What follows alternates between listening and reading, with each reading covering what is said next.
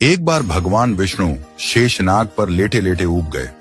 उन्होंने धरती पर सैर करने का मन बनाया।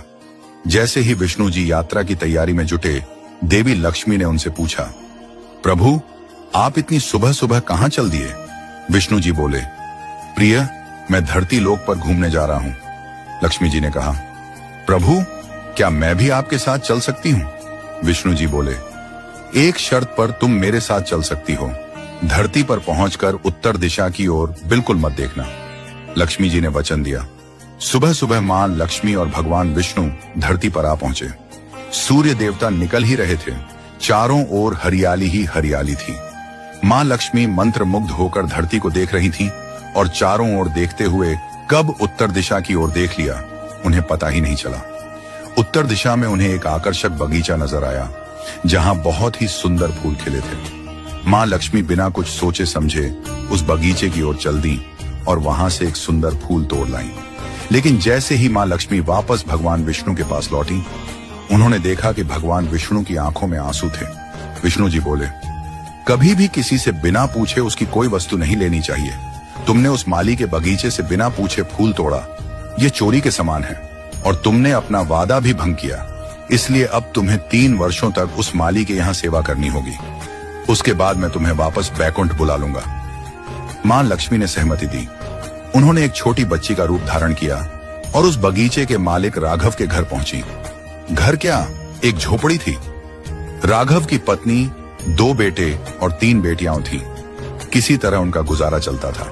जब मां लक्ष्मी नन्ही बच्ची के रूप में राघव की कुटिया पर पहुंची तो राघव ने पूछा, बेटी, तुम कौन हो और यहाँ क्या कर रही हो? लक्ष्मी जी ने कहा, मेरा नाम विभा है। मेरा इस दुनिया में कोई नहीं है। मैंने कई दिनों से कुछ नहीं खाया है। मुझे कोई काम दे दो। घर का सारा काम कर दूंगी। बस मुझे एक कोने में रहने का आसरा दे दो। राघव बोले, बेटी, मैं तो बहुत ही गरीब हूँ। मेरी कमाई से घर का खर्च मुश्किल से चलता है। लेकिन अगर मेरी 3 की जगह 4 बेटियां होती तो भी मैं गुजारा कर लेता। अगर तुम मेरी बेटी बनकर जैसा रूखा सूखा हम खाते हैं उसे खा सकती हो तो आ जाओ। इस प्रकार राघव ने मां लक्ष्मी को अपनी बेटी बना लिया और वे 3 वर्ष तक वहां रही। जिस दिन लक्ष्मी जी आईं, उसी दिन राघव को इतनी आमदनी हुई कि फूल बेचकर उसने एक गाय खरीद ली।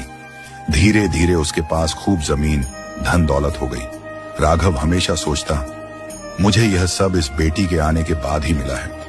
एक दिन जब राघव खेत से लौटा तो उसने देखा कि उसकी बेटी के स्थान पर एक दिव्य देवी खड़ी है, आभूषणों से सजी, तेजस्वी रूप में। राघव समझ गया, यह तो स्वयं मां लक्ष्मी है। वह और उसका परिवार विस्मित रह गए। सबने मिलकर कहा, मां, हमसे अनजाने में बड़ा अपराध हो गया। आपसे घर और खेत का काम करवाया। कृपा कर हमें क्षमा करें। मां लक्ष्मी मुस्कुराई और बोली, राघव, तुम एक सज्जन और दयालु व्यक्ति हो। तुमने मुझे अपनी पुत्री की भांति आदर दिया और अपने परिवार का हिस्सा बनाया। इसके प्रतिदान में मैं तुम्हें वरदान देती हूं कि तुम्हारे जीवन में कभी सुख संपत्ति की कमी नहीं होगी। तुम्हें सभी प्रकार के सुख प्राप्त होंगे जिनके तुम अधिकारी हो। यह कहकर मां लक्ष्मी बैकुंठ धाम को प्रस्थान कर गईं।